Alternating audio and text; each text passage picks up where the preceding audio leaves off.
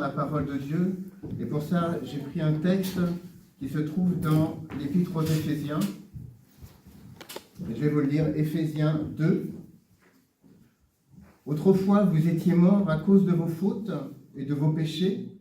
Par ces actes, vous vous conformiez à votre manière de vivre, à celle de ce monde, et vous suiviez le chef des puissances spirituelles mauvaises, cet esprit qui agit maintenant dans les hommes rebelles à Dieu. Nous aussi, nous faisions autrefois tous partie de ces hommes. Nous vivions selon nos mauvais désirs d'hommes livrés à eux-mêmes. Et nous accomplissions tout ce que notre corps et notre esprit nous poussaient à faire.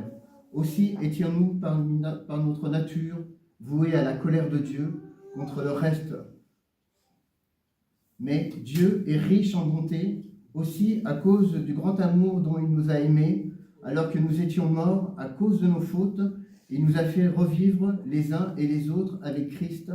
C'est par la grâce que vous êtes sauvés, par notre union avec le Christ.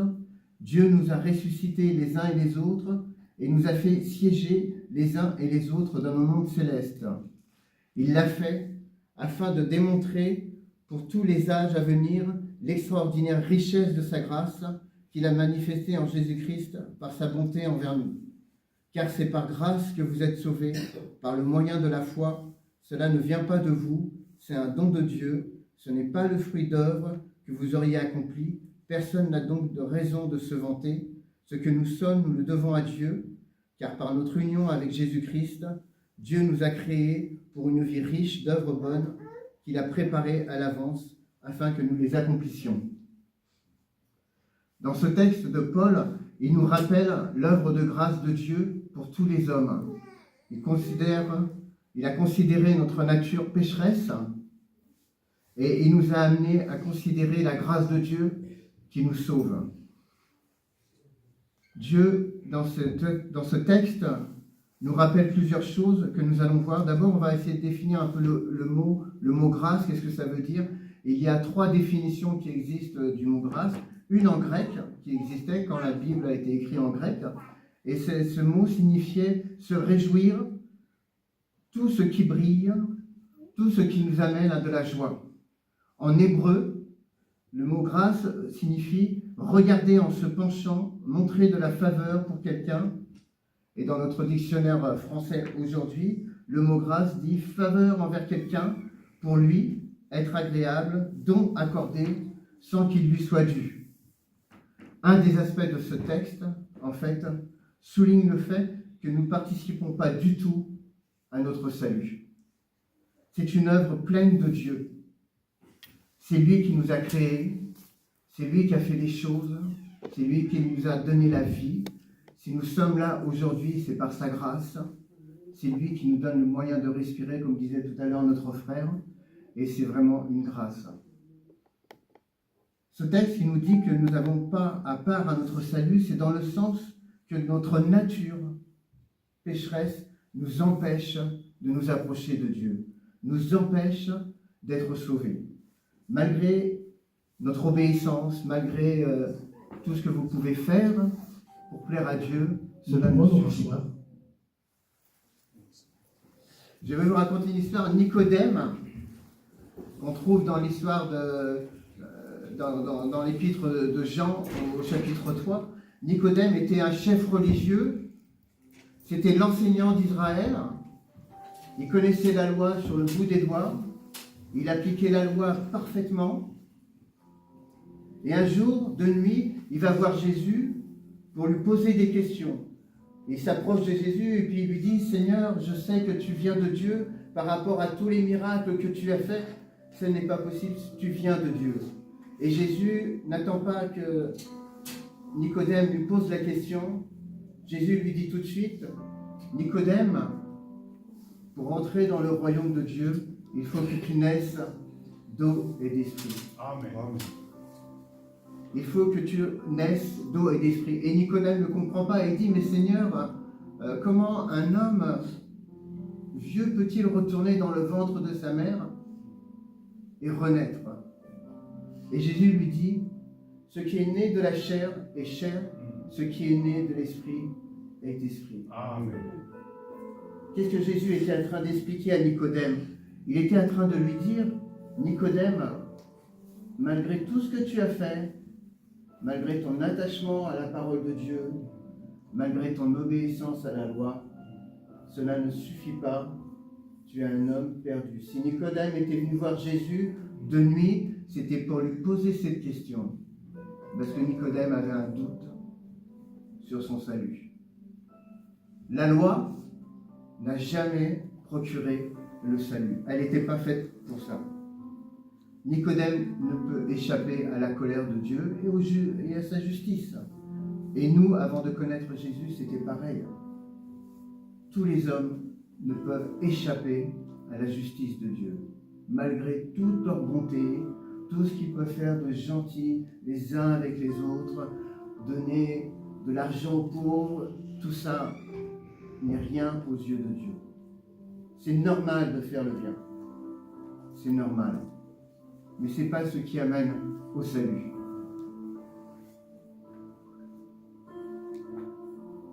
Toutes ces choses qui habitent en nous, le péché, nous a séparés de Dieu parce que Dieu est saint. La sainteté de Dieu empêche le contact avec le péché. Si nous prenons la définition de sainteté, en fait, il est dit que cela signifie être séparé, retranché. Et Dieu ne peut pas, la sainteté de Dieu ne peut pas côtoyer le péché. C'est impossible. Si nous lisons un texte dans l'Exode 33, versets 18 à 20, Moïse reprit, « Permets-moi de contempler ta gloire. » Le désir de Moïse était de voir Dieu. Dieu lui répondit, « Je ferai moi-même passer devant toi toute ma bonté et je proclamerai devant toi les qualités de l'Éternel. Je ferai grâce à qui je veux faire grâce. J'aurai compassion de qui je veux avoir compassion. Mais tu ne pourras pas voir ma face, car nul homme ne peut voir et demeurer en vie. » Moïse était un homme particulier qui avait une relation particulière avec Dieu, et pourtant, il ne pouvait pas être en présence de Dieu sans mourir. À chaque fois, Dieu mettait toujours une distance pour pas que les hommes et pour pas que Moïse puisse mourir. Une histoire dans l'Ancien Testament aussi où le peuple voulait que Dieu leur parle et Dieu leur avait donné des consignes. Vous vous approcherez de la montagne où je vais me présenter. Et quand ils ont commencé à entendre la voix de Dieu, ils ont tous cessé en disant « Non, Seigneur, on ne veut pas ». Ils avaient tous peur. À cause de la sainteté de Dieu. Définir la sainteté de Dieu, c'est presque impossible parce qu'on ne sait pas ce que c'est la sainteté. Nous-mêmes, maintenant, on est encore entachés de choses dans notre vie qui entachent cette sainteté. On a du mal à comprendre ce que c'est qu'une chose saine. Si on pourrait prendre un exemple, on pourrait dire qu'il y a des usines dans le monde qui fabriquent des objets où il ne faut pas qu'il y ait un moindre grain de poussière qui viennent entacher ces objets, sinon la fabrication de l'objet est foutue. Ce sont certaines puces électroniques. Je ne sais pas si vous avez déjà vu des reportages de ces usines où les gens qui vont travailler dedans sont obligés d'avoir des combinaisons entières. Il y a des aspirations partout pour pas qu'il y ait un grain de poussière. Et ça pourrait être ça un peu la sainteté de Dieu, c'est que la moindre passerelle de poussière qu'il y aurait de péché nous empêcherait de s'approcher de Dieu. La moindre petite poussière en nous suffit.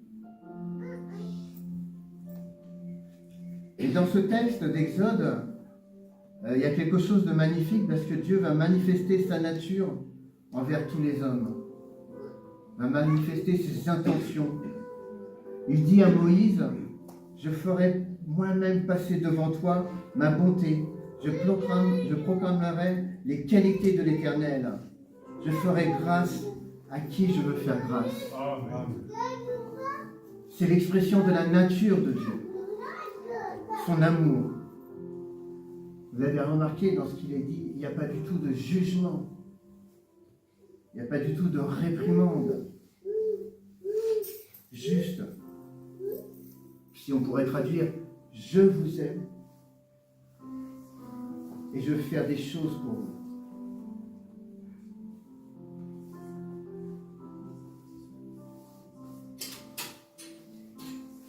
Dieu veut susciter en fait en nous l'espérance, la grâce, l'espérance dans sa compassion, l'espérance dans sa miséricorde par rapport à ce que nous sommes. Il veut qu'on s'attache à espérer en lui. Il y a un homme, le roi David, vous connaissez certainement son histoire. Dieu a dit de lui, un homme selon mon cœur. Un homme selon le cœur de Dieu. Pourtant, on connaît l'histoire de David, on sait ce qu'il a fait. Il a convoité la femme de son chef militaire et il l'a envoyé à la guerre pour mourir. Et Dieu a dit de David, un homme selon mon cœur. David savait qu'il n'existait aucun sacrifice qui puisse pardonner sa faute. Il ne pouvait pas aller au temple présenter un sacrifice, immoler un animal comme ça se faisait, pour le pardon de son péché. David savait une seule chose, c'est que le Dieu qu'il connaissait pouvait lui faire miséricorde. Amen. Et c'est à lui, et comme ça que David s'est présenté à Dieu. Il a été un exemple d'espérance en la foi de la miséricorde de Dieu. Beaucoup dans le peuple à cette époque vivaient au travers de la loi. Mais la loi, comme je vous ai dit tout à l'heure, ne suffisait pas. Elle n'était pas là pour ça. La loi ne sauve pas. L'espérance en Dieu, la foi, sauve. Et quand Dieu dit dans ce texte, je ferai grâce à qui je veux faire grâce, c'est pas une position arbitraire de Dieu en disant, eh bien écoute, moi je vais faire grâce à cet homme, et là, je ne vais pas faire grâce. C'est pas ce que ça veut dire. Ça veut dire que Dieu exprime son intention souveraine. C'est un acte libre de Dieu qui ne peut pas être forcé par nous. On ne peut pas forcer la main de Dieu en notre faveur. On ne peut pas, par nos actes, attirer l'attention vers nous pour qu'il nous aime plus. Vous ne pouvez rien faire dans votre vie pour que Dieu vous aime plus. Et vous ne pouvez rien faire dans votre vie pour que Dieu vous aime moins. Dieu est libre. Il nous aime d'une façon parfaite.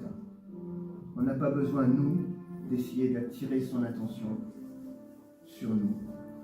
Son regard est déjà posé sur nous.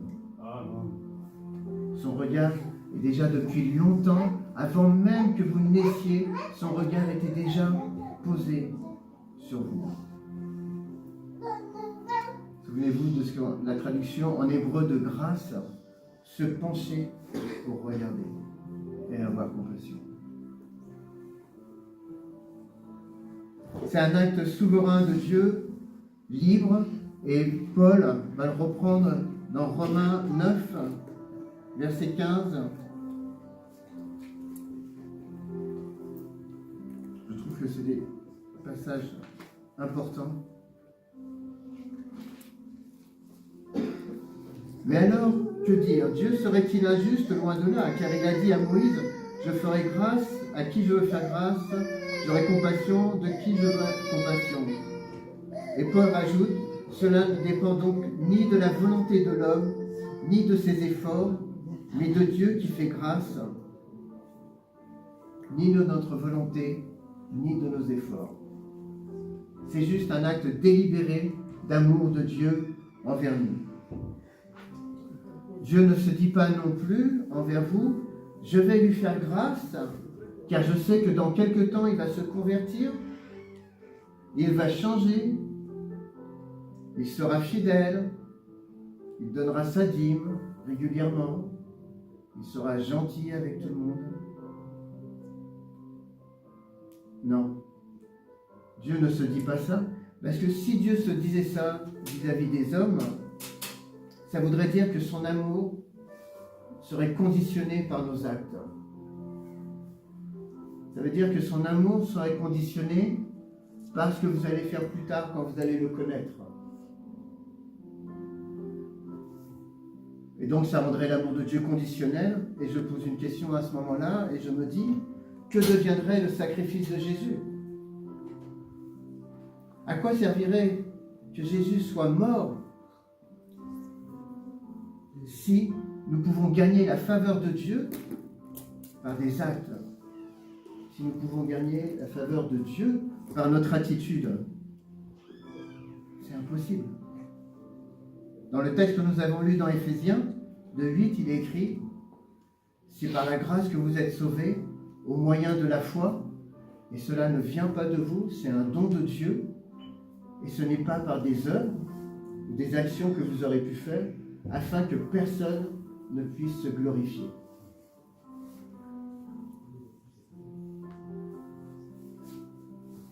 Et dans ce texte, en plus, à la fin du passage, il dit « Et Dieu nous a préparé des œuvres à accomplir. » Donc vous voyez, même les œuvres que nous allons accomplir pour Dieu, ce sont des œuvres que Dieu a déterminées d'avance pour nous. Elles ne sont pas issues de notre volonté, ou de notre gentillesse, ou de notre façon d'être. C'est Dieu qui en détermine la quantité, ce que nous allons faire, l'ensemble de toutes ces œuvres que nous allons accomplir plus tard. Dans ce texte, en fait, nous comprenons que Dieu nous offre tout gratuitement. Vous n'avez rien à faire. Maintenant, après, bien sûr que la vie en Christ nous fait changer, mais ce n'est pas pour gagner la faveur de Dieu. C'est quelque chose qui va découler parce que vous avez réalisé la grâce de Dieu dans votre vie. David, dans sa misère par rapport à son péché, a réalisé la grâce de Dieu et a fait monter vers Dieu des louanges et des chants que nous chantons de ces psaumes, des textes que nous lisons à la gloire de Dieu.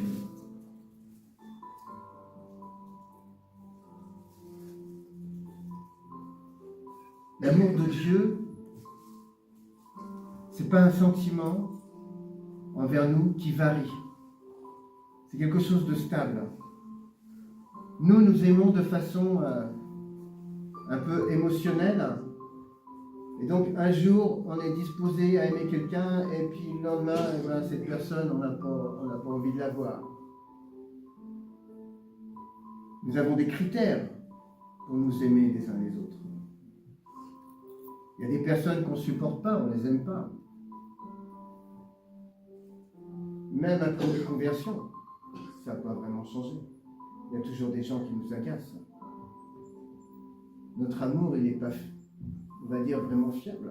On emploie un mot, mais qui varie selon nos humeurs, selon ce qui se passe dans la journée.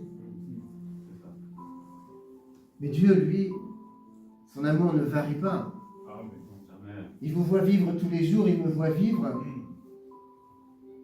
Et si parfois je chute et que l'amour de Dieu ne change pas.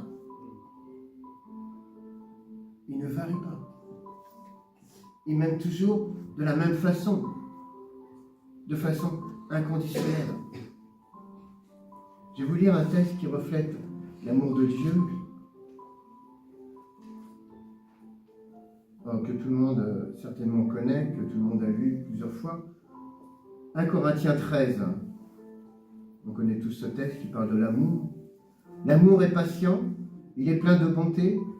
L'amour, il n'est pas envieux, il ne cherche pas à se faire valoir, il ne s'enfle pas d'orgueil, il ne fait rien d'inconvenant, il ne cherche pas son propre intérêt, il ne saisit pas, il ne s'aigrit pas contre les autres, il ne trame pas le mal, L'injustice l'attriste, la vérité le réjouit. En toute occasion, il pardonne, il fait confiance, il espère, il persévère. L'amour n'aura pas de fin. Dans tout, on va dire, le paquet de la description de l'amour, c'est extraordinaire. Je ne sais pas si nous, on arriverait à appliquer tout ça. L'amour ne s'aigrit pas. L'amour pardonne en toutes circonstances. Je pense que des fois, on aurait du mal à pardonner. Des fois, on a du mal à ne pas s'aigrir envers les autres, envers la société, envers les gens. Mais ça, c'est le caractère de Dieu. Et c'est une réalité. Son amour est comme ça envers nous. Parce qu'il sait que nous sommes sans force. Il sait que le péché nous a rendus faibles, sans force pour pouvoir accéder à son royaume. Dès la Genèse, en fait, ce qui s'est passé quand Adam et Ève ont péché, ils ont vu qu'ils étaient nus et ils ont voulu couvrir leur nudité avec des feuilles, des palmes, comme il est dit. Ils se sont vus nus tous les deux. Alors, au-delà de la nudité physique, il devait y avoir certainement aussi une nudité mentale, spirituelle, quelque chose d'autre. Et il est dit dans ce texte un petit peu plus loin, qu'est-ce qu'a fait Dieu? Il les a recouverts d'une peau de bête. Et donc, c'était les prémices de ce qui allait venir. On peut supposer qu'une bête a été sacrifiée dès le début pour couvrir la faute de Adam et Ève. Si Dieu n'avait pas fait ça, ils auraient été détruits. Le péché conduit à la mort. Ça ne veut pas dire que Dieu a enlevé les conséquences de leurs actes. Dieu n'enlève pas les conséquences souvent de nos actes, c'est très rare. Il faut qu'on porte. Mais Dieu fait grâce. Et les conséquences restent. Et donc, voilà. Déjà, dès la Genèse, on peut voir que Dieu avait un plan pour sauver les hommes. Pour nous garder dans ses mains, pour nous garder dans son amour. Il ne voulait pas qu'on soit séparés de lui. Nous sommes ici ce matin parce que nous avons foi dans le sacrifice de Jésus. Nous avons foi que le Seigneur nous sauve par son sacrifice. Mais est-ce que nous réalisons aussi que cette foi que Dieu nous a donnée, c'est une grâce? Si Dieu avait retenu son amour, jamais nous aurions eu accès à la foi en Jésus-Christ. Jamais. Dans le texte qu'on a lu au départ, Éphésiens, c'est par la grâce que vous êtes sauvés au moyen de la foi, et cela ne vient pas de vous, c'est un don de Dieu.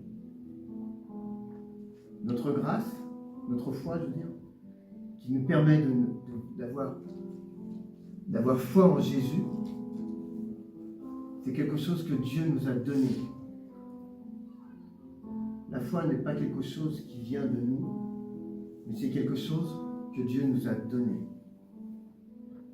Peut-être on a du mal à l'expliquer, du mal à le comprendre. Je ne sais pas si vous est déjà arrivé de dire « Pourquoi moi et pourquoi pas lui ?» Pourquoi moi je crois et lui maintenant il ne croit pas? C'est quelque chose qu'on ne peut pas expliquer. Ça ne veut pas dire que la personne ne croira pas un jour. Mais c'est parce qu'on sent bien que c'est quelque chose qui est divin. Ce n'est pas quelque chose d'humain. Jésus a dit à Nicodème, ce qui est né de la chair est chair. Tout ce que nous pouvons produire, ce ne sont que des œuvres de la chair. Mais ce qui est né de l'esprit est esprit. Le Saint-Esprit que Dieu nous a donné nous permet d'accéder à la foi. Il parle à notre cœur, il convainc, change nos dispositions, renouvelle notre intelligence, change notre façon de penser, nous donne un regard différent. Nous voyons Jésus comme notre sauveur et d'autres vont voir Jésus comme un philosophe. Mais viendra certainement le temps pour eux de le reconnaître. Il est dit de toute façon, tous les hommes verront et reconnaîtront qui est Jésus. Tous ne l'auront pas accepté, mais tous le reconnaîtront.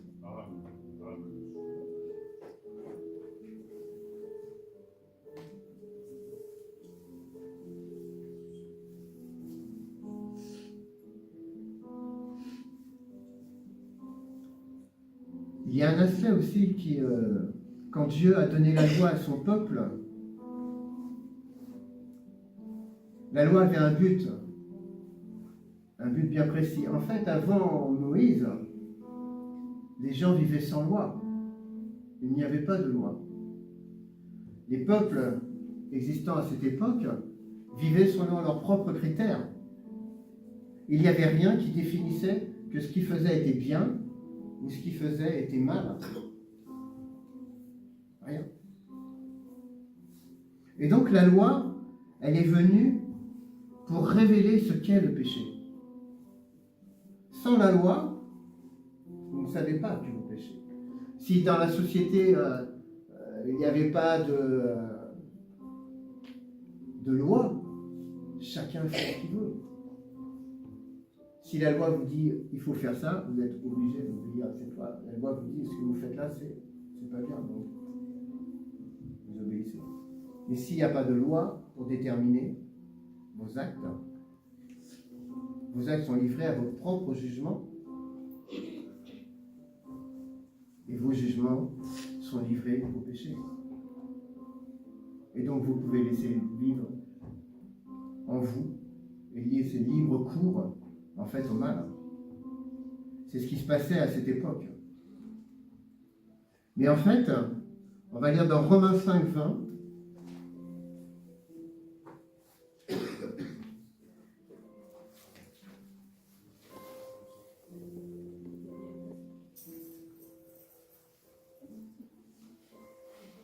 Quand la loi, elle, est intervenue pour que le péché prolifère, mais là où le péché a proliféré, la grâce a surabondé. C'est un texte qu'on lit des fois, on se demande, là où le péché a proliféré, la grâce a surabondé. Est-ce que ça veut dire que dans la vie de certains, ils sont plus pécheurs que d'autres, et donc la grâce surabonde parce que tu es en train de pécher plus que quelqu'un d'autre? Est-ce que c'est ça que ce texte veut dire? Non, pas du tout.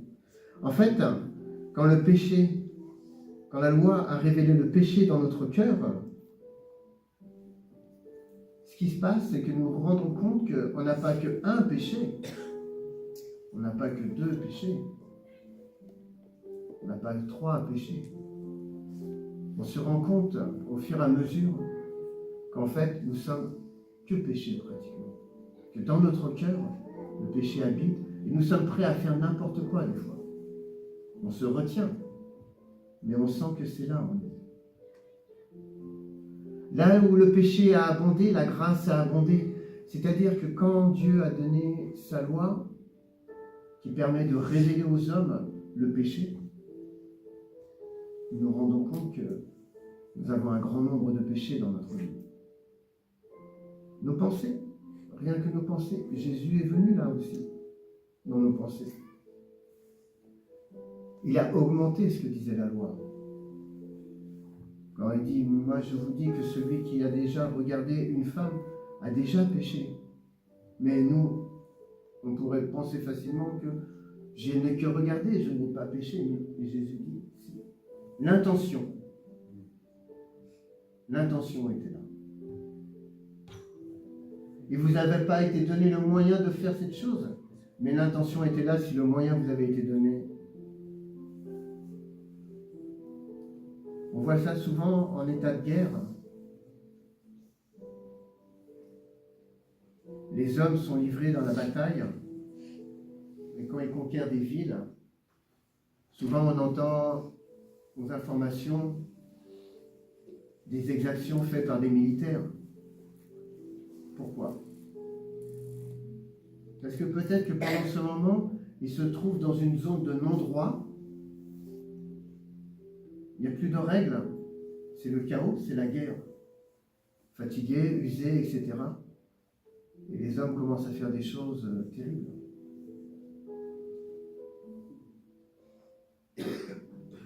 C'est parce qu'il ne nous est pas donné le moyen de faire certaines choses que nous nous retenons.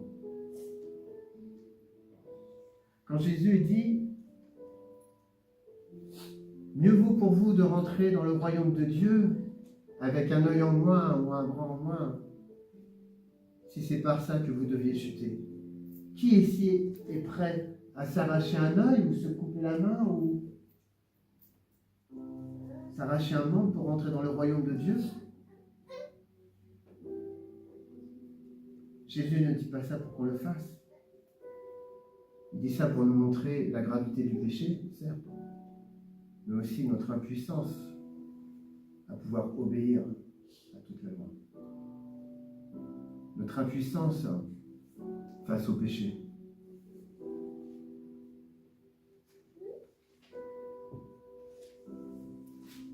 Je vais vous lire un petit texte, 3:20. Car personne ne sera déclaré juste par lui parce qu'il aura accompli les œuvres demandées par la loi. En effet, la loi produit seulement la connaissance du péché. La loi produit seulement la connaissance du péché. Elle n'est pas faite pour que nous l'appliquions en pensant attirer la faveur de Dieu vis-à-vis de nous. Ce n'est pas son but. Ce n'est pas du tout son but. Quand vous vous êtes convertis, la loi, en fait, là, a atteint son but parce qu'elle nous a fait réaliser que nous sommes justement incapables d'appliquer la loi et que nous réalisons que nous sommes pécheurs. Si tu enfreins le moindre commandement, tu enfreins tous les commandements. Jésus dit dans Matthieu 17 à 20, il parle au peuple juif, mais il pourrait nous parler aussi à nous aujourd'hui. Il dit,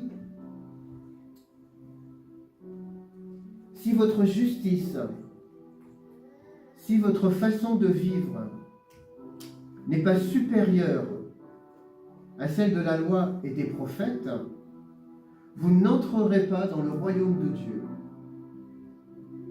Je ne sais pas si vous avez déjà lu ce texte et vous vous êtes posé la question. Seigneur, je croyais que c'était en croyant en toi qu'on était sauvés. Et Jésus nous dit, si vous n'obéissez pas mieux que les prophètes et que la loi, vous n'entrerez pas dans le royaume de Dieu. Et là on se dit, Seigneur, qu'est-ce que tu veux dire? Loi et prophète, en fait, le mot Bible n'existe pas en hébreu. Et loi, prophète veut dire Bible. Veut dire Ancien Testament, la Torah et tout ce que contient la parole de Dieu. Donc ça veut dire que si vous n'obéissez pas mieux que tout ce qui est écrit dedans, là, si vous ne faites pas plus que ça, vous n'entrerez pas dans le royaume de Dieu. Impossible. Impossible. Mais voilà, comme on parle de la grâce, elle nous a été donnée. Parce que Jésus dit après, juste avant plutôt, je ne suis pas venu abolir la loi, mais je suis venu l'accomplir. Amen. Donc il a accompli pour vous l'exigence de la loi qui vous était demandée par Dieu. Amen. Et il l'a accompli pour nous, gratuitement. Il ne vous demande rien en retour. Rien.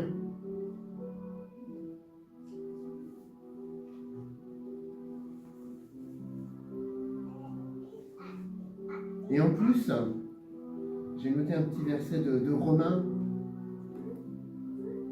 Il ne vous demande rien en retour, Et il vous dit une chose, c'est qu'en Jésus, en lui, il n'y a plus aucune condamnation. Amen. Quand vous croyez en Jésus, il n'y a plus aucune condamnation. Ça veut dire quoi? Il n'y a aucune, dans ce texte de Romains 8, 1, 2, vous pourrez lire, il n'y a aucune condition. Juste la foi que Dieu vous a donnée vous amène à croire en Jésus. Et Jésus vous dit, maintenant, il n'y a plus aucune condamnation pour toi. Aucune condamnation de ton passé et de ton futur aussi. C'est une certitude. C'est quelque chose qui vous est acquis définitivement. Dieu ne change pas, ne varie pas. Dieu ne peut pas se renier. Ce qu'il a promis et ce qu'il vous a donné, c'est définitif. C'est définitif. Personne ne peut vous ôter ce que Dieu vous a donné. Donc, je ne sais pas si vous avez remarqué dans le texte qu'on a lu au début, la grâce enveloppe l'ensemble du plan de salut de Dieu. C'est par grâce que vous êtes sauvés, par la foi qui nous est donnée en Jésus. Notre existence qui nous est accordée aussi, et des œuvres que Dieu a préparées d'avance pour nous. On va le relire.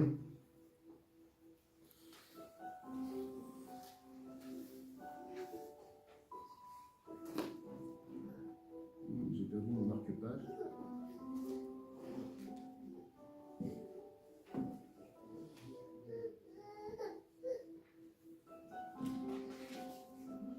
C'est par la grâce que vous êtes sauvés par le moyen de la foi.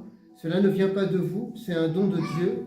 Ce n'est pas le chef-d'œuvre que vous auriez accompli. Personne n'a donc de raison de se vanter. Ce que nous sommes, nous le devons à Dieu, car par notre union avec Jésus-Christ, Dieu nous a créés pour une vie riche d'œuvres bonnes qu'il a préparées à l'avance, afin que nous les accomplissions. Ce texte est vraiment clair.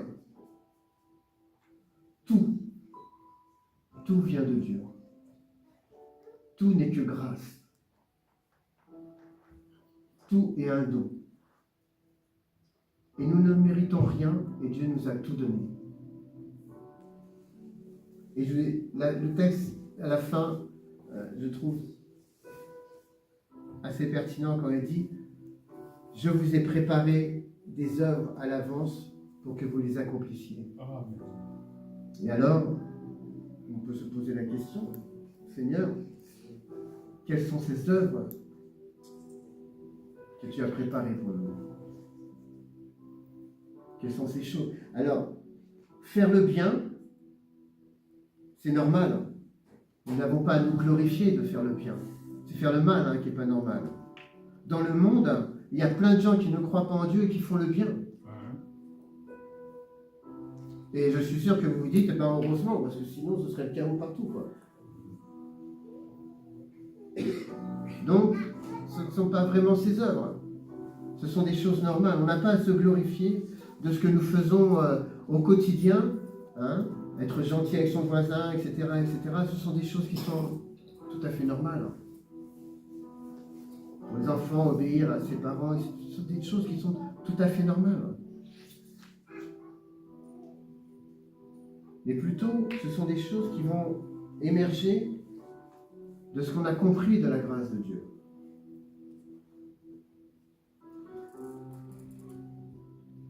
Le Saint-Esprit va nous donner des capacités à faire des choses que nous rebutions à faire avant.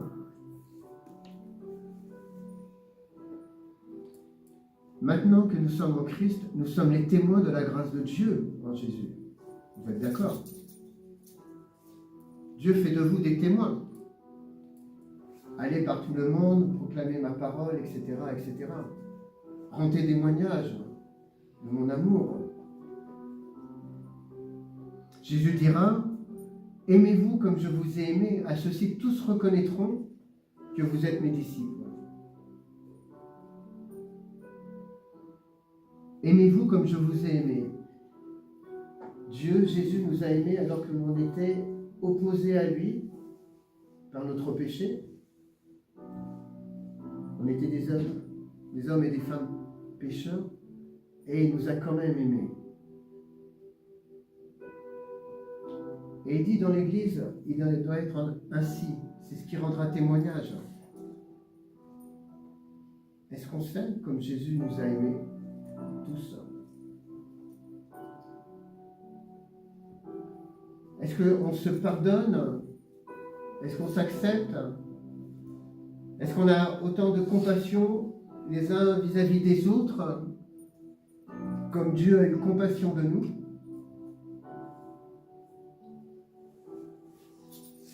Ça, c'est les premiers points que Jésus donne à son Église. Je t'ai fait grâce, tu bénéficies maintenant du salut, tu as goûté à l'amour de Dieu. Maintenant, je te demande d'avoir cette attitude, la même attitude envers tes frères et sœurs en Christ. Et aussi, le regard dans le monde doit changer.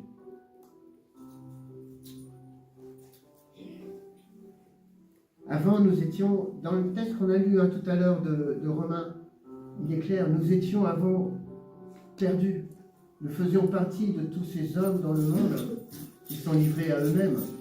Nous n'étions pas différents. La seule différence aujourd'hui, c'est parce que Dieu vous a fait grâce. Parce que Dieu nous fait grâce. Parce que Dieu nous a aimés. Mais il fait la même chose avec tout le monde. L'Esprit travaille, œuvre pour que les gens connaissent son amour. Et nous, maintenant, nous sommes les témoins de cet amour, de la sainteté de Dieu. Et nous devons agir chacun dans ce sens. Et ce n'est pas quelque chose forcément qui est spontané et c'est normal. Parce que c'est quelque chose qui doit progresser dans notre vie. La grâce, comprendre la grâce et l'amour de Dieu, c'est quelque chose qui grandit dans notre maturité spirituelle, on va dire, dans notre vie avec le Seigneur. Je ne sais pas pour vous, mais pour moi, il m'est arrivé des choses dans la vie qui me fait comprendre l'ampleur de la grâce de Dieu pour moi. Et je me dis maintenant, Seigneur, je ne peux pas ne pas refléter cette grâce vis-à-vis des autres. Comment je pourrais être dur en jugement avec les autres? Chacun sait dans son cœur ça. C'est personnel. C'est un chemin personnel avec Dieu. Vous grandissez, et au fur et à mesure que vous grandissez avec l'Esprit de Dieu, Dieu vous amène à comprendre la puissance, l'ampleur de son amour pour vous. Et là, petit à petit, dans votre esprit, les choses changent. Une louange se lève pour lui. Vous êtes une véritable transformation. Et là, vous appliquez les œuvres que Dieu a préparées. Amen. Je vous mets face au monde. Je ne vous demande pas de le juger. Jésus n'est pas venu juger le monde. Et nous, on jugerait le monde?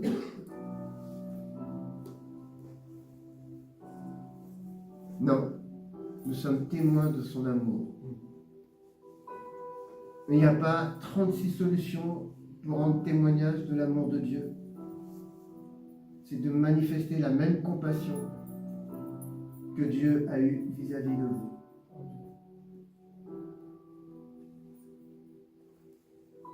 Et Dieu ne vous demande pas de le faire avec vos propres forces. Il vous dit de le faire parce qu'il nous donnera la capacité de le faire avec le Saint-Esprit. Amen. Amen. Je ne vous laisse pas seul, je vous enverrai le Saint-Esprit. Et donc, là non plus, nous n'avons pas à nous glorifier de ça. c'est quelque chose que Dieu nous donne. C'est un service où on doit trouver la joie et l'humilité.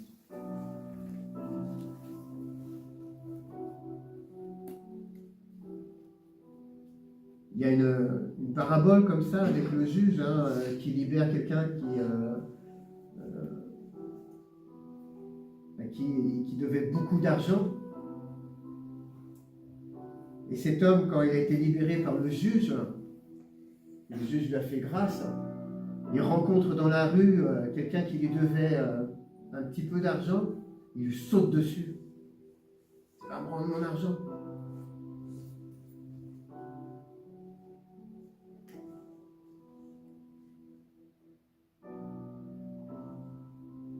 De quelle grâce il a témoigné. Il a profité de la grâce.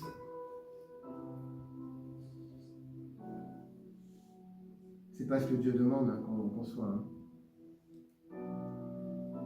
Et je vous dis vraiment, c'est un chemin. Il n'y a pas à se culpabiliser maintenant parce qu'on ne peut pas maintenant, Seigneur. Non, c'est un chemin. C'est un chemin qui se fait petit à petit.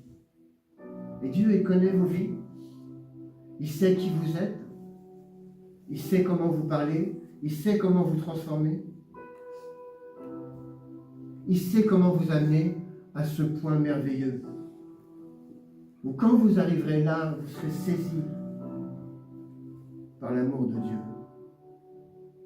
Vous rendrez gloire à Dieu de ce qui se passe.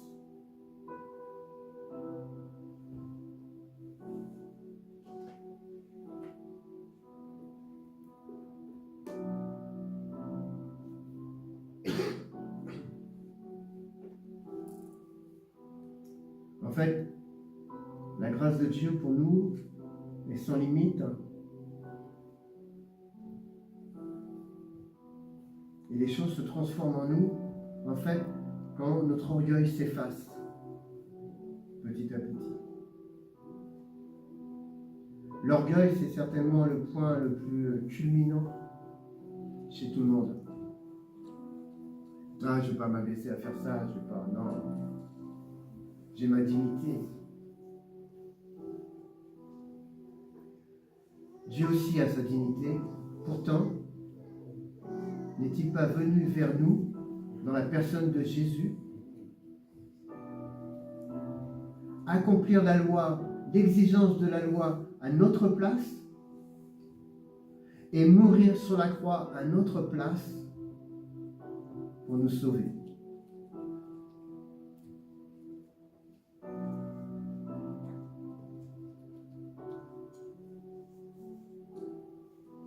C'est une œuvre parfaite qui doit faire monter de notre cœur maintenant des louanges et des remerciements.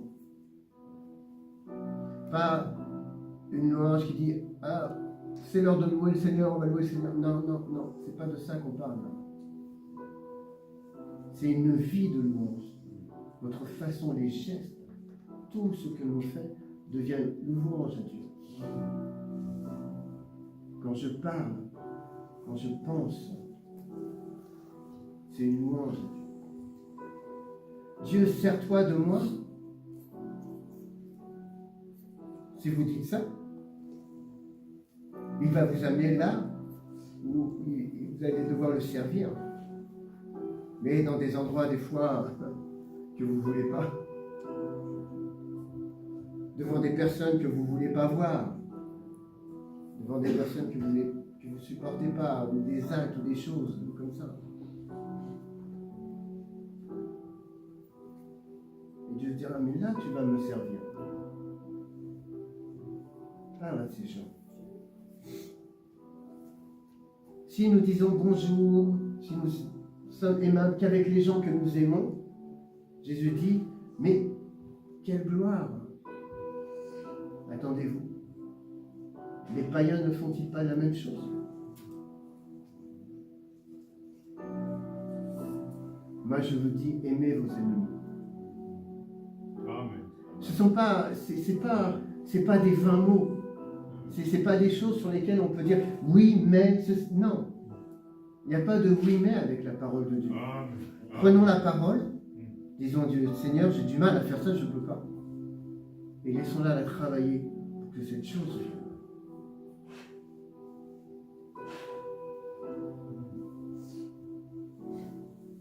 Et je vous assure, je suis sûr que il ne m'est pas arrivé, j'ai pas eu vraiment d'ennemis dans ma vie à part moi-même. Souvent on est son propre ennemi.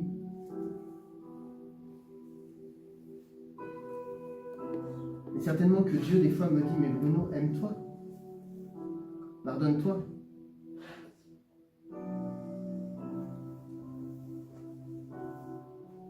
Aimer ses ennemis, c'est parfois difficile. Et là encore, c'est un chemin que Dieu permet pour lui rendre gloire. Parce que l'objectif de la grâce de Dieu, c'est que la gloire revienne à Dieu. C'est que la gloire revienne à Jésus. Pas à nous. Pas à nous.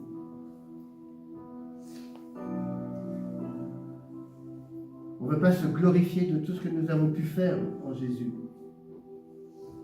On veut rendre gloire à Dieu simplement. C'est pas facile des fois.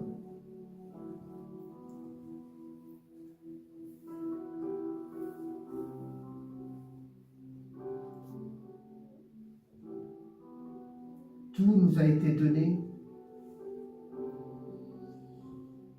sans rien demander en retour. Je ne sais pas si vous réalisez ça. Dieu vous a tout donné. La vie. Si nous sommes vivants, ce n'est pas par nous-mêmes. Nous n'avons pas choisi de vivre. Nous n'avons pas choisi notre naissance. Nous n'avons pas choisi de naître dans telle famille, dans tel peuple, ici, là-bas. On n'a pas choisi tout ça. Nous vivons. Nous profitons de la vie, même si parfois elle est difficile, mais nous profitons de la vie. Moi, il n'y a pas longtemps, j'ai été faire un voyage au Canada. J'ai vu des paysages extraordinaires. Je trouve ça extraordinaire. Et j'ai remercié Dieu parce que c'était une grâce de pouvoir voir ça. C'est une petite chose. Mais je réalise quand même que c'est pas de mes efforts. On pourrait me dire, oui, mais tu as travaillé pour et tout. Non. Je considère que tout dans ma vie est un don de Dieu. Que tout est une grâce. Bien sûr, quand je travaille, je paye, je fais ceci, etc. Je suis content de mon travail. Mais je remercie Dieu pour ce travail qu'il m'a donné. Parce que je sais que sans lui, j'aurais pas ça. Et ça change toute la vision des choses. Et Dieu ne me demande rien en retour. Les choses que nous faisons rendre grâce à Dieu, c'est quelque chose qui n'est pas forcé, c'est quelque chose qui doit découler justement de la compréhension de cet amour de Dieu envers chacun. Et pour finir, je voudrais vous laisser avec un texte de Romains 8.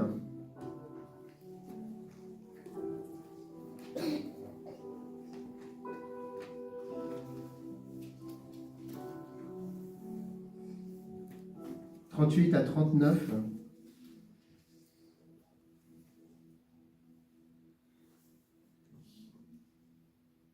C'est une certitude pour votre vie. C'est un texte extraordinaire. Et là, c'est pareil. C'est une déclaration de Paul.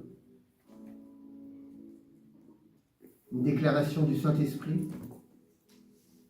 pour confirmer son œuvre dans votre vie. Et il ne demande rien en retour.